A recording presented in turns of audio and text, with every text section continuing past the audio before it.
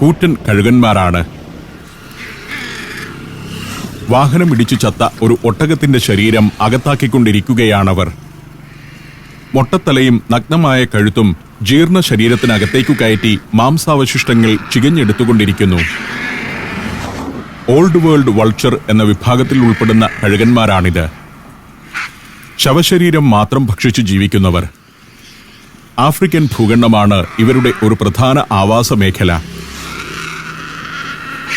എത്യോപ്യയിൽ സംരക്ഷിത വിഭാഗത്തിൽപ്പെടുന്ന പക്ഷിയാണിത്. മറ്റു പല രാജ്യങ്ങളും ഇവരെ സംരക്ഷിത ഗണത്തിലാണ് ഉൾപ്പെടുത്തിയിരിക്കുന്നത്. ഈ വിധം നമ്മുടെ നാട്ടിൽ സാധാരണമല്ലാത്ത നിരവധി ഇനം കൂറ്റൻ പക്ഷികളെ എത്യോപ്യയിലൂടെയുള്ള യാത്രക്കിടയിൽ കാണാം. 800-ലധികം സ്പീഷീസിലുള്ള പക്ഷികൾ രാജ്യത്തുണ്ടെന്നാണ് കണക്ക്. കെനിയ, ടാൻസാനിയ തുടങ്ങിയ രാജ്യങ്ങളുമായി താരതമ്യം ചെയ്യുമ്പോൾ എത്യോപ്യയിൽ വൈൽഡ് ലൈഫ് വളരെ കുറവുമാണ്.